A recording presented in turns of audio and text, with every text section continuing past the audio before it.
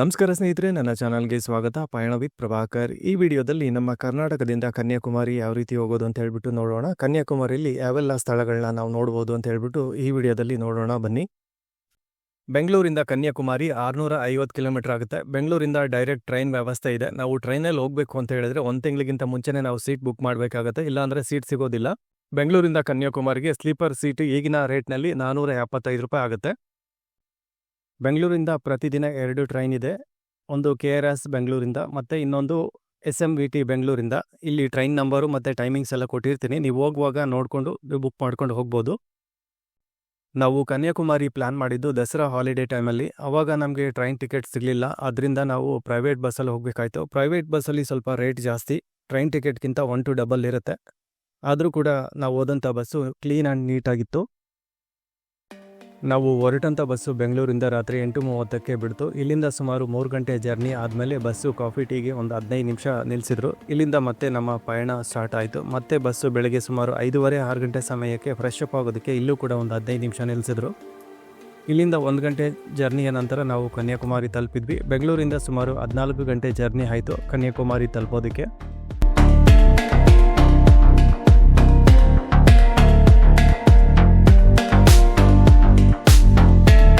ನಾವು ಬಂದಂಥ ಬಸ್ಸು ಈ ಹೋಟ್ಲ್ ಹತ್ರ ಸ್ಟಾಪ್ ಕೊಟ್ಟರು. ಇಲ್ಲಿ ಇಳ್ಕೊಂಡು ನಾವು ಮುಂದೆ ನೋಡಿದ್ರೆ ನಮಗೆ ಬೋರ್ಡ್ ಕಾಣಿಸ್ತಾ ಇದೆ, ಅಲ್ಲಿ ಯಾವ ಕಡೆ ಯಾವ್ಯಾವ ಪ್ಲೇಸ್ ಇದೆ ಅಂತ ಹೇಳ್ಬಿಟ್ಟು RMR ಕಾಣಿಸ್ತಾ ಇದೆ. ಇಲ್ಲಿಂದ ಸ್ವಲ್ಪ ಮುಂದೆ ಹೋದರೆ ನಮ್ಗೆ ಒಂದು ಸರ್ಕಲ್ ಕಾಣುತ್ತೆ. ಸರ್ಕಲಿಂದ ಲೆಫ್ಟು ರೈಟು ಅಂತ ಹೇಳ್ಬಿಟ್ಟು ಬೋರ್ಡ್ ಎಲ್ಲ ಇದೆ. ಅಲ್ಲಿಂದ ನಾವು ರೈಟಿಗೆ ಹೋದರೆ ನಮಗೆ ಸೀದಾ ನಾವು ಬೀಚ್ ಹತ್ರ ಹೋಗ್ತೀವಿ.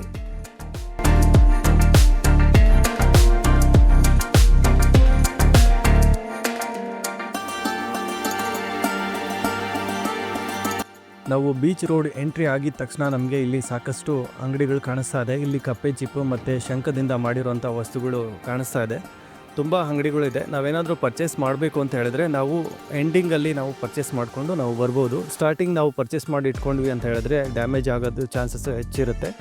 ಬ್ಯಾಗಲ್ಲಿ ಇಟ್ಕೊಳ್ಳೋದಕ್ಕೆ ಜಾಗ ಕೂಡ ಇರೋದಿಲ್ಲ. ಇಲ್ಲಿ ನಾವು ಕನ್ನಡದಲ್ಲಿ ಮಾತಾಡಿದ್ರೆ ಕೆಲವರಿಗೆ ಸ್ವಲ್ಪ ಅರ್ಥ ಆಗುತ್ತೆ, ಇನ್ನೂ ಕೆಲವರಿಗೆ ಸ್ವಲ್ಪನೂ ಅರ್ಥ ಆಗೋದಿಲ್ಲ. ನಾವೇನು ಹೇಳ್ತೀವಿ ಅಂತ ಹೇಳ್ಬಿಟ್ಟು ಅವ್ರಿಗೆ ಅರ್ಥ ಆಗೋದಿಲ್ಲ. ಇಲ್ಲ ತಮಿಳಲ್ಲಿ ರಿಪ್ಲೈ ಮಾಡ್ತಾರೆ, ಇಲ್ಲ ಹಿಂದಿಲಿ ರಿಪ್ಲೈ ಮಾಡ್ತಾರೆ.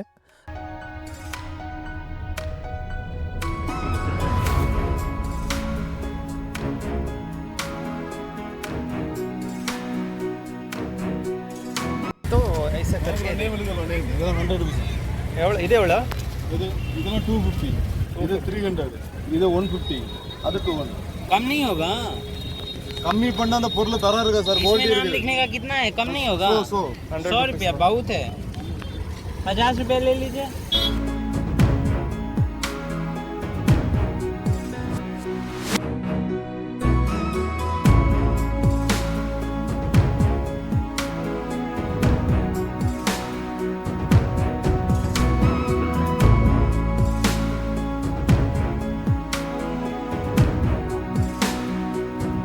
ಬೀಚ್ ಹತ್ರ ಬಂದರೆ ಈ ರೀತಿಯಾಗಿ ಚಿಕ್ಕದಾಗಿ ಒಂದು ಪಾರ್ಕ್ ಥರ ಮಾಡಿದ್ದಾರೆ. ಮಕ್ಕಳೆಲ್ಲ ಆಟ ಆಡ್ತಾ ಇದ್ದಾರೆ, ತುಂಬ ಚೆನ್ನಾಗಿದೆ. ಹಾಗೆ ಸ್ವಲ್ಪ ಮುಂದೆ ಹೋದರೆ ನಮಗೆ ಇಲ್ಲಿ ವಾಶ್ರೂಮ್ ಯೂಸ್ ಮಾಡ್ಕೊಳ್ಳೋದಕ್ಕೆ ಫ್ರೀ ವಾಶ್ರೂಮ್ ಇರುತ್ತೆ. ಅದರ ಪಕ್ಕದಲ್ಲೇ ನಮಗೆ RO ಡ್ರಿಂಕಿಂಗ್ ವಾಟರ್ ಕೂಡ ಇದೆ. ಕನ್ಯಾಕುಮಾರಿ ರೀಚ್ ಆದಮೇಲೆ ರೂಮ್ ಬಗ್ಗೆ ನೋಡೋದಾದರೆ ನಾವೇನಾದರೂ 1 ಡೇ ನೈಟ್ ಇಲ್ಲಿ ಆಲ್ಟ್ ಆಗ್ತೀವಿ ಅಂತ ಹೇಳಿದ್ರೆ ರೂಮ್ ಮಾಡ್ಕೋಬೇಕಾಗತ್ತೆ. ಇಲ್ಲ ನಾವು ಒಂದೇ ದಿನದಲ್ಲಿ ಎಲ್ಲ ಮುಗಿಸ್ಕೊಂಡು ಬೇರೆ ಪ್ಲ್ಯಾನ್ ಮಾಡ್ಕೋತೀವಿ ಅಂತ ಹೇಳಿದ್ರೆ ರೂಮ್ ಮಾಡೋ ಅವಶ್ಯಕತೆ ಇರಲ್ಲ. ಇಲ್ಲಿ ಬೀಚ್ ಅಕ್ಕಪಕ್ಕದಲ್ಲಿ ಸಾಕಷ್ಟು ಹೋಟೆಲ್ಗಳಿದೆ. ಬೀಚ್ ಹತ್ರ ಇರೋದು ಸ್ವಲ್ಪ ರೇಟ್ ಜಾಸ್ತಿ ಇರುತ್ತೆ. ಇನ್ನೂ ಸ್ವಲ್ಪ ಒಳಗಡೆ ಹೋದರೆ ರೇಟ್ ಕಮ್ಮಿ ಇರೋವಂಥ ಹೋಟೆಲ್ಗಳು ಸಿಗುತ್ತೆ. ಇಲ್ಲಿ ಎಲ್ಲ ಹೋಟೆಲ್ಗಳು AC ಇರುತ್ತೆ. ಇಲ್ಲಿ ಬಿಸಿಲಿರೋದ್ರಿಂದ ಫಸ್ಟು ನಾವು ತ್ರಿವೇಣಿ ಸಂಗಮ ಸ್ನಾನ ಮಾಡಬೇಕಾಗುತ್ತೆ. ಬಂಗಾಳ ಕೊಲ್ಲಿ, ಹಿಂದೂ ಮಹಾಸಾಗರ ಮತ್ತು ಅರಬ್ಬಿ ಸಮುದ್ರ ಈ 3 ನದಿಗಳು ಸೇರೋದ್ರಿಂದ ತ್ರಿವೇಣಿ ಸಂಗಮ ಅಂತ ಹೇಳ್ತಾರೆ. ಇಲ್ಲಿ ನದಿಲಿ ನಾವು ಸ್ವಲ್ಪ ಹೊತ್ತಿದ್ದು ಸ್ನಾನ ಮಾಡಿ ಮತ್ತೆ ನಾವು ನಾರ್ಮಲ್ ಸ್ನಾನ ಮಾಡಬೇಕಾಗುತ್ತೆ. ಯಾಕಂದರೆ ನಾವು ಉಪ್ಪು ನೀರಲ್ಲಿ ಸ್ನಾನ ಮಾಡಿರ್ತೀವಿ. ನಾವು ರೂಮ್ ಮಾಡಿದರೆ ರೂಮಲ್ಲಿ ಹೋಗ್ಬಿಟ್ಟು ಸ್ನಾನ ಮಾಡಿ ರೆಡಿಯಾಗಿ ದೇವಸ್ಥಾನಕ್ಕೆ ಹೋಗ್ಬೋದು. ನಾವು ರೂಮ್ ಮಾಡಿಲ್ಲ ಅಂತ ಹೇಳಿದ್ರೆ ಇಲ್ಲಿ ಸಾಕಷ್ಟು ಪ್ರೈವೇಟ್ ಸ್ನಾನದ ಮನೆಗಳಿವೆ. ಇಲ್ಲಿ ಸ್ನಾನ ಮಾಡ್ಕೊಂಡು ಬರ್ಬೋದು. ಒಬ್ಬರಿಗೆ 30 ರೂಪಾಯಿ ಚಾರ್ಜ್ ಮಾಡ್ತಾರೆ.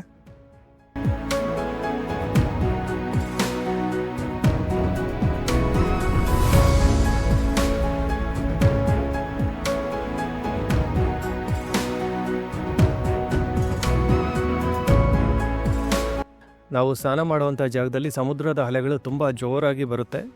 ತುಂಬ ಜಾಗೃತವಾಗಿ ನಾವು ಇದ್ದು ಸ್ನಾನ ಮಾಡ್ಕೊಂಡು ಬರಬೇಕಾಗತ್ತೆ.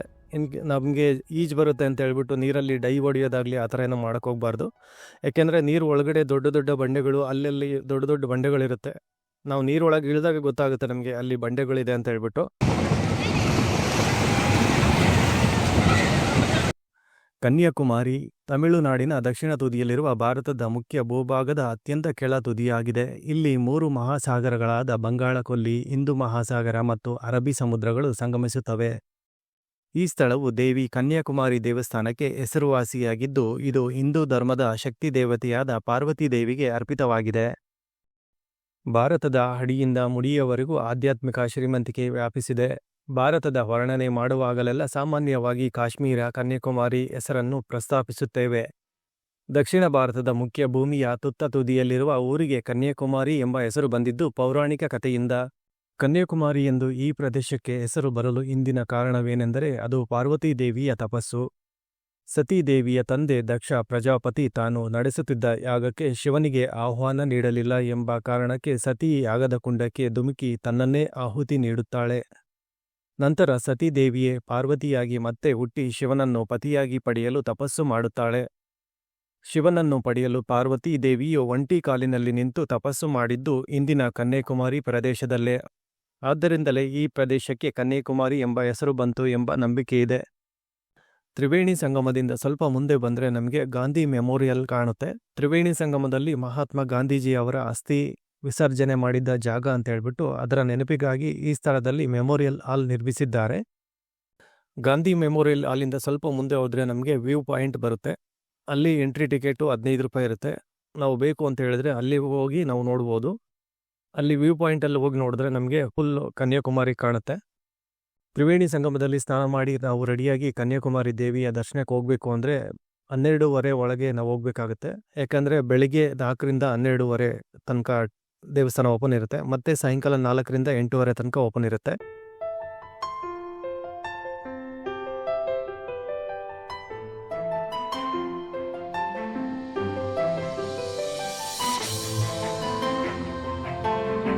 ಇಲ್ಲಿ ಈ ರೀತಿಯಾಗಿ ಎಲೆಕ್ಟ್ರಿಕಲ್ ಆಟೋ ಕೂಡ ಇದೆ. 10 ರೂಪಾಯಿ ಚಾರ್ಜ್ ಮಾಡ್ತಾರೆ. ನಾವೇನಾದರೂ ದೂರ ಬಂದಿದ್ರೆ ಮತ್ತೆ ರಿಟರ್ನ್ ಹೋಗೋದಕ್ಕೆ ದೂರ ಆಗುತ್ತೆ ಅಂದರೆ ನಾವು ಇದರಲ್ಲಿ ಹೋಗ್ಬೋದು. 10 ರೂಪಾಯಿ ಚಾರ್ಜ್ ಮಾಡ್ತಾರೆ.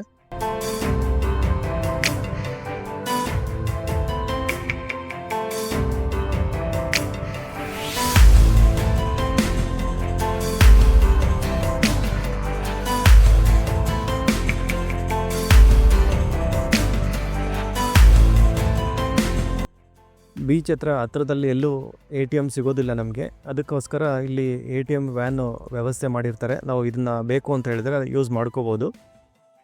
ತ್ರಿವೇಣಿ ಸಂಗಮದಲ್ಲಿ ನಾವು ಸ್ನಾನ ಮಾಡಿಕೊಂಡು ಇಲ್ಲಿ ನೋಡುವಂಥ ಸ್ಥಳಗಳೆಲ್ಲ ನೋಡಿಕೊಂಡು ನಾವು ಹೊರಟಿದ್ದು ನೆಕ್ಸ್ಟು ಬೋಟಲ್ಲಿ ಹೋಗೋದಕ್ಕೆ. ಬೋಟಲ್ಲಿ ಹೋಗಬೇಕು ಅಂತ ಹೇಳಿದ್ರೆ ನಾವು ಟಿಕೆಟ್ ತೊಗೋಬೇಕಾಗತ್ತೆ. ಟಿಕೆಟು 100 ರೂಪಾಯಿದಿದೆ ಮತ್ತು 300 ರೂಪಾಯಿದಿದೆ. ಇಲ್ಲಿ ಫುಲ್ ರಶ್ ಇದೆ ನೋಡಿ, ಯಾವ ರೀತಿ ರಶ್ ಇದೆ ಅಂತ ಹೇಳ್ಬಿಟ್ಟು. ನಾವು ಹಾಲಿಡೇ ಟೈಮಲ್ಲಿ ಬಂದಿದ್ದರಿಂದ ಫುಲ್ ರಶ್ ಇತ್ತು. ಟಿಕೆಟ್ ತೊಗೋಬೇಕು ಅಂತ ಹೇಳಿದ್ರೆ ಒಂದು 2 ಅವರ್ಸ್ ಆಯಿತು. ಬೋಟಲ್ಲಿ ಹೋಗೋದಕ್ಕೆ ನಾವು ಟಿಕೆಟ್ ತೊಗೊಳೋದಕ್ಕೆ ಈ ರೀತಿಯಾಗಿ ಕ್ಯೂ ನಿಂತ್ಕೋಬೇಕಾಗುತ್ತೆ. 100 ರೂಪಾಯಿ ಕ್ಯೂ ಬೇರೆ ಇರುತ್ತೆ ಮತ್ತು 300 ರೂಪಾಯಿದು ಕ್ಯೂ ಬೇರೆ ಇರುತ್ತೆ. ಕ್ಯೂವಲ್ಲಿ ನಿಂತ್ಕೊಂಡಾಗ ತುಂಬ ಬಿಸಿಲಿರುತ್ತೆ. ನಮ್ಮ ಹತ್ರ ಒಂದು ಛತ್ರಿ ಇದ್ದರೆ ತುಂಬ ಯೂಸ್ ಆಗುತ್ತೆ. ಮಕ್ಕಳು ಅಥವಾ ವಯಸ್ಸಾದವರು ಇದ್ದರೆ ಆ ಬಿಸಿಲಿಂದ ರಕ್ಷಣೆ ಮಾಡ್ಕೊಳ್ಳೋದಕ್ಕೆ ಛತ್ರಿ ತುಂಬ ಯೂಸ್ ಆಗುತ್ತೆ. 300 ರೂಪಾಯಿ ಮತ್ತು 100 ರೂಪಾಯಿ ಟಿಕೆಟು ಆನ್ಲೈನಲ್ಲಿ ಕೂಡ ತೊಗೋಬೋದು. ಆನ್ಲೈನಲ್ಲಿ ತೊಗೊಂಡ್ರೆ ನಾವು ಸ್ವಲ್ಪ ಬೇಗ ಹೋಗ್ಬೋದು. ಬೇಗ ಅಂದರೆ ಸ್ವಲ್ಪ ಕ್ಯೂ ಮುಂದೆ ಬಿಡ್ತಾರಷ್ಟೇ. ಆಮೇಲೆ ನಮಗೆ ಮತ್ತೆ ಒಳಗಡೆ ಅಲ್ಲಿ ಕ್ಯೂವಲ್ಲಿ ಸ್ಟಾಪ್ ಮಾಡ್ತಾರೆ. ತುಂಬ ರಶ್ ಇತ್ತು ನಾವು ಹೋದಾಗ. ಆಲ್ಮೋಸ್ಟ್ 2 ಅವರ್ಸ್ ಆಯಿತು ಒಂದು ಟಿಕೆಟ್ ತೊಗೊಳೋದಕ್ಕೆ.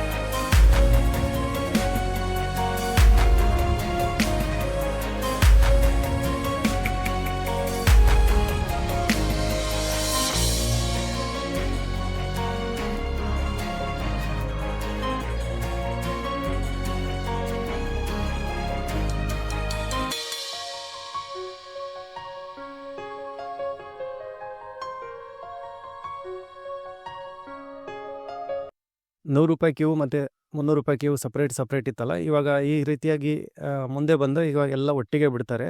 ₹300ಗೆ ಯಾವುದೇ ರೀತಿಯಾದ ಸ್ಪೆಷಲ್ ಎಂಟ್ರಿ ಇರೋದಿಲ್ಲ.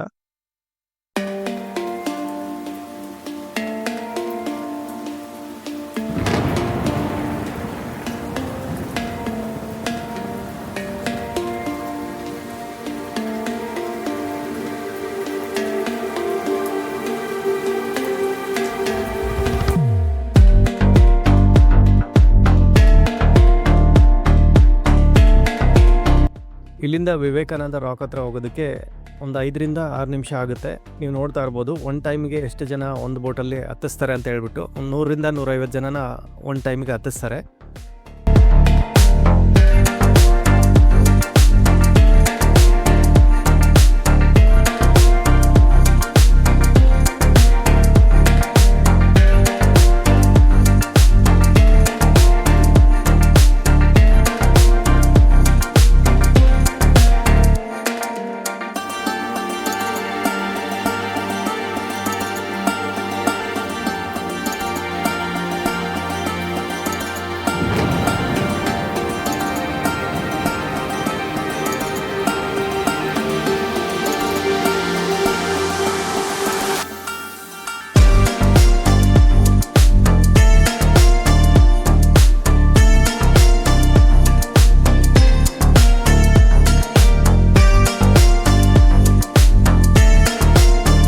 ಬೋಟಿಂದ ಇಳಿದು ಮುಂದೆ ಬಂದರೆ ಮತ್ತೆ ನಾವು ಒಂದು ಟಿಕೆಟ್ ತೊಗೋಬೇಕಾಗುತ್ತೆ. ಇದು ಸ್ಪೆಷಲ್ ಎಂಟ್ರಿ ಟಿಕೆಟ್ ಅಂತ ಹೇಳ್ಬಿಟ್ಟು ಒಬ್ಬರಿಗೆ ₹30 ಆಗುತ್ತೆ. ನಾವು ಬೋಟ್ ಟಿಕೆಟ್ ತೊಗೊಂಡಿರ್ತೀವಲ್ಲ ಅದಕ್ಕೆ ಅಲೋ ಇರೋದಿಲ್ಲ.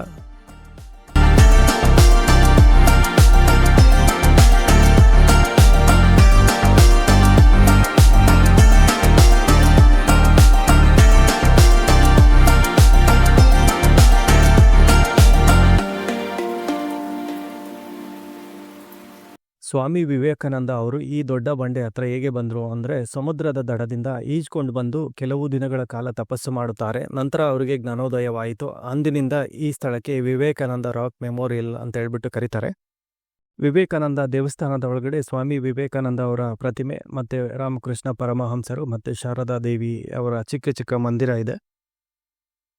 ವಿವೇಕಾನಂದ ಅವರ ಜೀವನ ಚರಿತ್ರೆಯ ಬಗ್ಗೆ ಎಲ್ಲ ಭಾಷೆಗಳಲ್ಲಿ ಬುಕ್ ಸಿಗುತ್ತೆ. ಇಲ್ಲಿ ಬುಕ್ ಸ್ಟಾಲ್ ಇದೆ, ಇಂಟ್ರೆಸ್ಟ್ ಇದ್ದರೆ ನಾವು ನೋಡ್ಬೋದು. ಇಲ್ಲಿ ವಿವೇಕಾನಂದ ದೇವಸ್ಥಾನದ ಒಳಗಡೆ ಎಲ್ಲ ನೋಡ್ಕೊಂಡು ಹೊರಗಡೆ ಬಂದರೆ ನಮಗೆ ಮಾತಾ ಪಾರ್ವತಿ ದೇವಿ ತಪಸ್ಸು ಮಾಡಿರುವಂಥ ಜಾಗ ಇದು. ಒಂಟಿ ಕಾಲಲ್ಲಿ ನಿಂತು ತಪಸ್ಸು ಮಾಡಿರುವಂಥ ಜಾಗ ಒಳಗಡೆ ನೋಡ್ಬೋದು ನಾವು. ಒಂದೇ ಪಾದ ಇದೆ ಒಳಗಡೆ. ಇಲ್ಲಿ ಎಲ್ಲ ನೋಡಿ ಆದಮೇಲೆ ನೆಕ್ಸ್ಟ್ ನಾವು ತಿರುವಳ್ಳುವಾರ್ ಪ್ರತಿಮೆ ಹತ್ರ ಹೋಗೋಣ. ಇವರು ತಮಿಳುನಾಡಿನ ಮಹಾನ್ ಕವಿ ಮತ್ತು ತತ್ವಜ್ಞಾನಿಯಾಗಿದ್ದರು. ಮೊದಲು ಇಲ್ಲಿಗೆ ಹೋಗಬೇಕು ಅಂದರೆ ಇಲ್ಲಿಗೂ ಕೂಡ ನಾವು ಬೋಟಲ್ಲಿ ಹೋಗಬೇಕಾಗಿತ್ತು. ಹಾಗಾಗಿ ಗ್ಲಾಸ್ ಬ್ರಿಡ್ಜ್ ಮಾಡಿದ್ದಾರೆ. ಈ ಗ್ಲಾಸ್ ಬ್ರಿಡ್ಜ್ ಡಿಸೆಂಬರ್ 30, 2024ರಲ್ಲಿ ಓಪನ್ ಆಯಿತು. ಈ ಬ್ರಿಡ್ಜ್ ಮಾಡಲು ಸುಮಾರು ₹37 ಕೋಟಿ ಖರ್ಚಾಗಿದೆ ಅಂತೆ.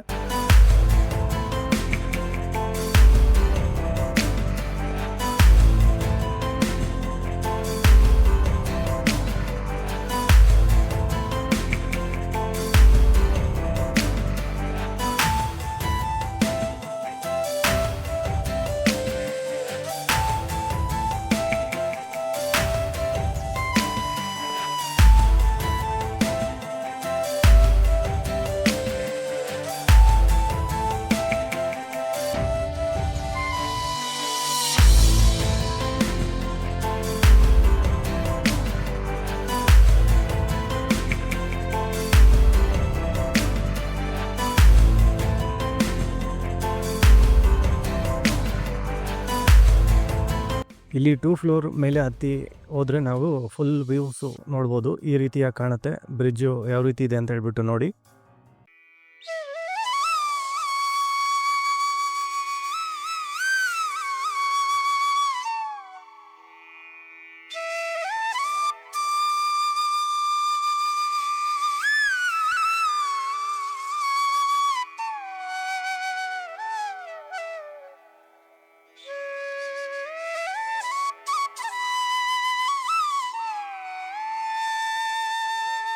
ಇಲ್ಲಿ ಎಲ್ಲ ಸ್ಥಳಗಳನ್ನ ನೋಡೋದಕ್ಕೆ 1ರಿಂದ 1.5 ಗಂಟೆ ಸಾಕಾಗುತ್ತೆ.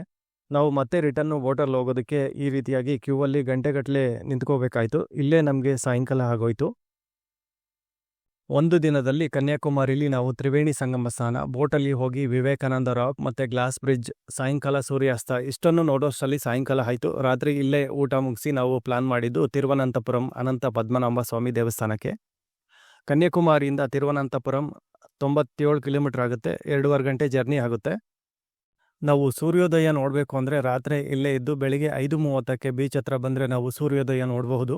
ಕನ್ಯಾಕುಮಾರಿಲಿ ಇನ್ನೂ 2 ಪ್ಲೇಸ್ ಇದೆ, ವಟ್ಟುಕೋಟೈ ಕೋಟೆ ಮತ್ತು ಪದ್ಮನಾಭಪುರಂ ಅರಮನೆ. ನಮಗೆ ಟೈಮ್ ಇದ್ದರೆ ಇದನ್ನು ಕೂಡ ನಾವು ನೋಡ್ಕೊಂಡು ಬರಬಹುದು. ಸ್ನೇಹಿತರೆ, ಈ ವಿಡಿಯೋದಲ್ಲಿರುವಂಥ ಎಲ್ಲ ಮಾಹಿತಿಗಳು ನಿಮಗೆ ಇಷ್ಟವಾದಲ್ಲಿ ನಮ್ಮ ಚಾನಲನ್ನು ಸಬ್ಸ್ಕ್ರೈಬ್ ಮಾಡಿ, ಹಾಗೆ ಫ್ಯಾಮಿಲಿ ಫ್ರೆಂಡ್ ಜೊತೆ ಶೇರ್ ಮಾಡಿ. ಧನ್ಯವಾದಗಳು.